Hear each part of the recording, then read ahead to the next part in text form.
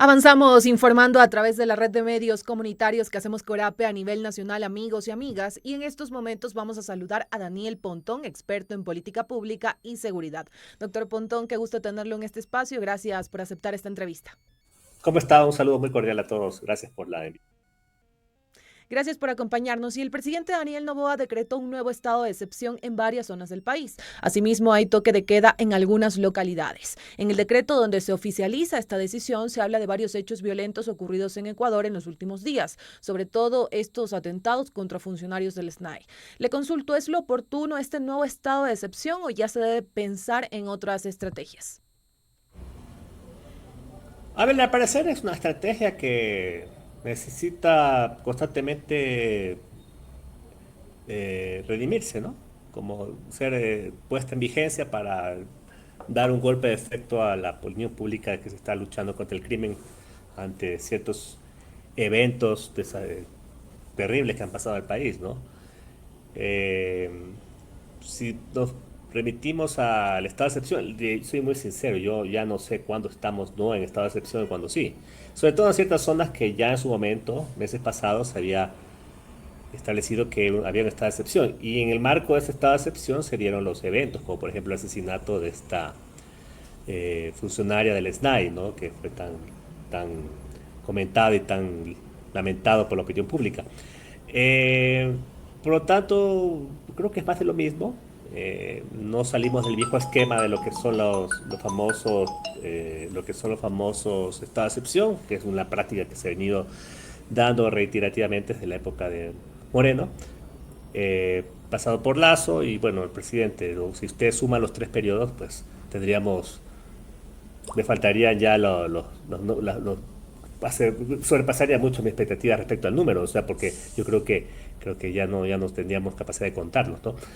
En general siempre se ha establecido esta excepción, también en su momento Correa y otros gobiernos anteriores en la historia lo han decretado. Lo que pasa es que si nos quedamos solamente en esta excepción con una pobre ejecución presupuestaria, con una pobre gestión política, con una pobre planificación, con una pobreza en generar líneas estratégicas para la transformación del sector seguridad en general y poder revertir esta situación tan lamentable, lastimosamente es una estrategia muy fallida, ¿no?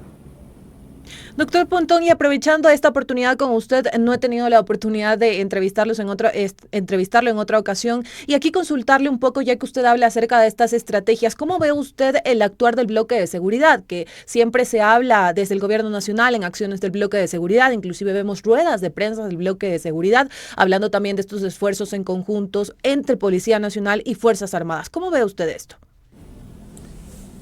Bueno, esa es la jerga que utilizaba el gobierno para describir el trabajo conjunto y coordinado que se hace por parte de Fuerzas Armadas y Policía en el marco de una supuesta guerra contra el crimen, ¿no? Que el gobierno le ha denominado conflicto armado interno, que más allá de lo denunciativo que pudo haber sido y las expectativas que generó en su momento ese tipo de visión, muy poco se ha logrado respecto a lograr objetivos concretos por las características del fenómeno que estamos atravesando, por el tipo de amenaza, etcétera, etcétera. Y es porque realmente no ha habido una aplicación contundente de la fuerza para frenar ciertos avatares, ciertas cuestiones que son inmanejables en el país. Por ejemplo, lo que ha pasado, lo que sigue pasando en las cárceles, ¿no? Me parece que es detonante más allá que se han parado las masacres, el hecho de que haya habido drones sobre las cárceles, el hecho de que haya habido una funcionaria asesinada, nos reviste al pasado, ¿no? A lo que pasó en los 2 o 3 años pasados, con expectativas muy limitadas respecto a cuál va a ser el devenir de esto, cuál va a ser el futuro del sistema penitenciario, y todo presumiríamos que estamos a puertas de una nueva crisis penitenciaria, que eso es lamentable, porque el gobierno lo ha puesto como una gran bandera de triunfo en sus expectativas, ¿no? Eh, y en otras circunstancias igual, o sea, yo creo que el conflicto armado interno ha sido extremadamente limitado para actuar, eh, porque no sé si es que rija la categoría del conflicto armado interno como tal. O sea, eso fue un tema que se discutió en su momento. Creo que genera más problemas que ventajas para la actuación de las instituciones, que con el marco jurídico que actualmente se tiene podría bastar y podría ser suficiente para poder atender esta problemática sin decretar un conflicto armado entero, que lastimosamente eso ha sido también vendido al exterior como una estrategia de que este país estamos carcomidos, estamos paralizados por la delincuencia. lo cual dista mucho de la realidad, porque ahí estos hablamos de ciertas zonas del país, ¿no? No solamente todo el territorio. Entonces, me parecería que no hemos tenido una capacidad de transformar la situación y eso me parece que es lo lamentable. Simplemente nos hemos quedado en la mera retórica, ¿no? Precisamente lo que usted acaba de mencionar, el presidente Daniel Noboa vuelve a insistir en este tema de la existencia de un conflicto interno, pese a que ya también tenemos este antecedente de que la Corte Constitucional ha desechado ese escenario, esa causal, inclusive le llamó la atención en un estado de excepción pasado, la Corte solamente le dio paso a esta causal de grave conmoción interna. Y aquí yo consultarle un poco esta figura de conflicto armado interno que ha generado tanto cuestionamiento, también usted ha señalado de cómo nos deja a nivel internacional. Sí, o sea, desde el punto de vista jurídico es complicado poder justificar un conflicto armado, porque tiene que tener varias características, ¿no? Un conflicto armado interno. Uno puede extender el concepto, valerse de interpretaciones a veces medio antojadizas, pero es complejo. Yo entiendo que también para la Corte es muy difícil poder poner un límite a eso. Al principio, en los primeros meses, por la situación que hemos vivido, todo el mundo entendió que era una medida necesaria, que incorporaba también sacrificios de la sociedad. Por ejemplo, se establecieron toques de queda, la gente podía salir en las calles en las noches, se cobraron impuestos, ¿sí? Pero claramente que después con el devenir de los tiempos el tema se hizo muy complicado sostenerlo y la Corte Constitucional ha hecho, para mi forma de entender, algo correcto, es decir, bueno, aquí no hay causales, ¿no? Porque bajo esa figura la justificación de estado de excepción es justamente el hecho más problemático, ¿no? Cómo usted justifica un conflicto armado, un estado de excepción en el marco de un conflicto que es muy complicado sostenerlo desde el punto de vista eh, conceptual y jurídico, ¿no? Ese me parece que es el punto sustancial aquí. Ahora, pero no hay que perderse, porque aquí uno puede tener distintas interpretaciones. El Ecuador vive una situación muy complicada en materia de seguridad. Ese es el punto. Es que qué tipo de figura uno puede sostener esto es interesante. Y la jerga que utiliza el gobierno es establecer el famoso bloque de seguridad. Ya, el bloque de seguridad son intervenciones coordinadas entre Fuerzas Armadas y policías para dos efectos que son concretos, ¿no? Desestructurar organizaciones criminales y sobre todo atrapar a cabecillas de las bandas criminales, objetivos de alto valor, como ellos le dicen, o el uso de la fuerza cuando sea necesario. Ha habido, no sé si la estadística nos respalda aquí, pero tengo entendido que han habido las ejecuciones judiciales, en este caso no las extrajudiciales, esperaría que habría que también hacer un balance de eso en el marco de esta famosa lucha contra el crimen organizado. Eh, y por otro lado, el control de ciertas zonas o territorios que son considerados como conflictivos, tanto en la ocupación de los territorios y también en sus zonas de influencia, ¿no? Me parece que esa es la estrategia, pero claramente el crimen realizado es bastante resiliente a ciertas acciones del Estado y hay que pensar en estrategias mucho más, yo creería más de corte institucional, que es lo que no ha habido, ¿no? Por ejemplo, todo lo que se tiene que trabajar en materia de estabilización del sector de justicia, que lastimosamente no está respondiendo a las expectativas que la gente requiere. Todo lo que son el fortalecimiento de las instituciones tan claves como la UAFE, tan importante como, por ejemplo, lo que se hace a nivel de la gestión de la Fiscalía. Yo creo que la Fiscalía se ha pasado hablando de su lucha infranqueable contra el crimen organizado, pero lo que ha hecho son casos más políticos que precisos respecto al tema. Nadie evalúa la gestión de la Fiscalía en el combate del crimen organizado en general. Y en fin, una serie de tareas que hace falta. Hablemos de impuestos que se han cobrado para supuestamente invertir en el sector de seguridad. Yo no creo que eso se colige cuando uno mira actualmente las asignaciones presupuestarias que se han dado y la ejecución. Yo creo que estamos muy distantes de lograr un objetivo óptimo frente a eso. Y peor aún, cuando uno pide definir claramente objetivos estratégicos claros, ¿no? A través de un plan, y eso no existe en este momento. Entonces, lastimosamente, volvemos al mismo esquema con diferentes semánticas, ¿no? Doctor Pontón, y aquí también consultarle cuál podría ser ese escenario que se le podría venir a Ecuador teniendo en cuenta todas estas situaciones que usted ha mencionado. También le escuchaba decir de que se podría estar a puertas de una nueva crisis penitenciaria. A ver, yo creo que estamos en un escenario, Ecuador vive escenarios muy difíciles, una época muy difícil, porque no solo es un problema de seguridad, también hay problemas económicos, el tema energético es un tema muy complicado para el gobierno, que obviamente nadie dice que esta es una responsabilidad del gobierno actual solamente, pero la idea era cómo se puede revertir en el corto tiempo que este gobierno tiene en ejecución, ¿no? Y es lo que le puede sostener a una visión más de largo plazo. Yo no creo que es la política de Estado en materia de seguridad, no creo. Estamos a puertas de una situación electoral, no creo que eso se vaya a revertir. Estaríamos el próximo año viendo a las expectativas, dependiendo de qué gobierno se elija, vamos a ver cuál va a ser realmente el devenir que podemos establecer como país respecto al tema del crimen organizado. Mientras tanto, en este momento estamos a puertas de esperar que la situación no se agrave, ¿no? De una contención, como dice el gobierno, pero no creo que esa contención tenga efectos provisorios porque creo que los resultados son muy extremadamente limitados, ¿no?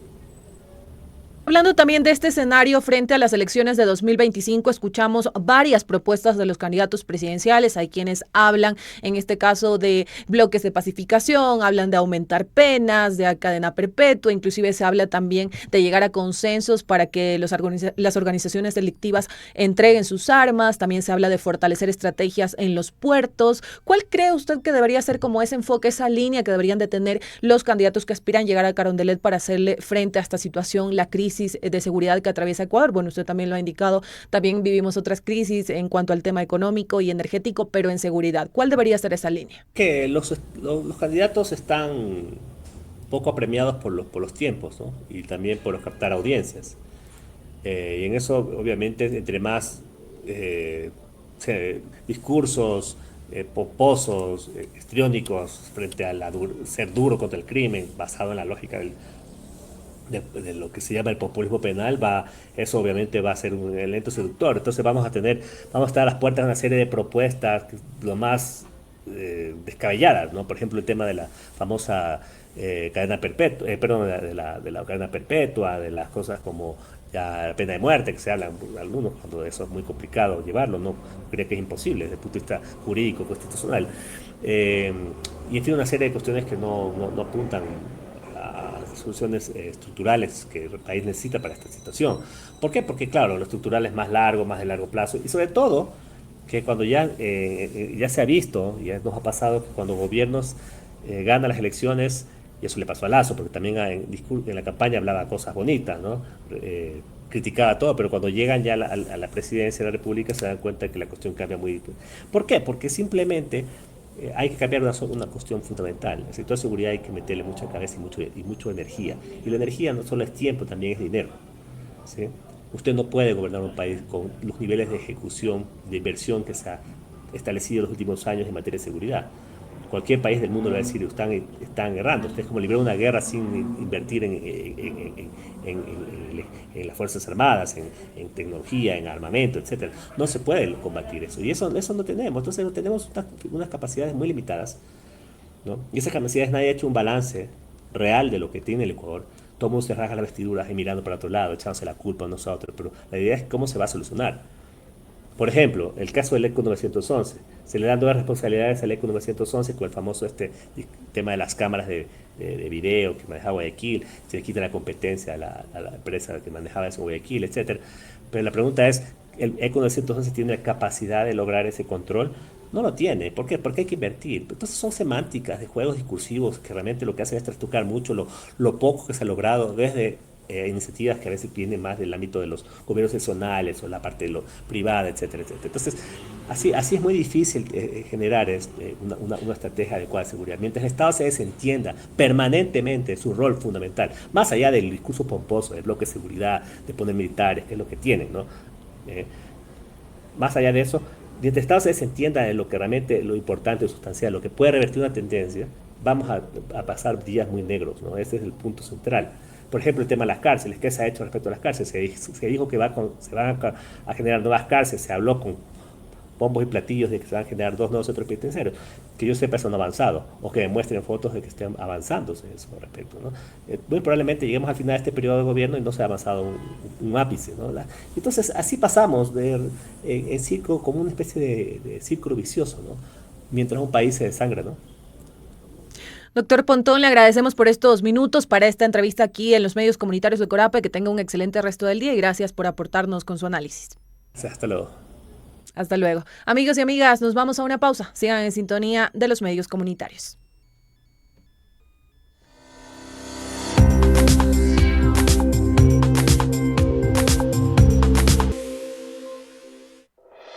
En la vida hay ciclos difíciles de romper, pero existe uno en particular que es necesario identificar: el ciclo de la violencia. Jessica A través de su testimonio, nos cuenta su experiencia. Desde mi experiencia, yo puedo decirle a alguna mujer que estén escuchando este audio que se puede salir del círculo de la violencia. ¿Cómo? Primero, identificando que se está viviendo la violencia. Segundo, buscando una ayuda profesional, un psicólogo. Tercero, activando el botón de pánico, puede ser. Y cuarto, tomando la decisión de no dejarnos maltratar ni pisotear de nadie. Y nada vale el abuso de nadie contra otra persona.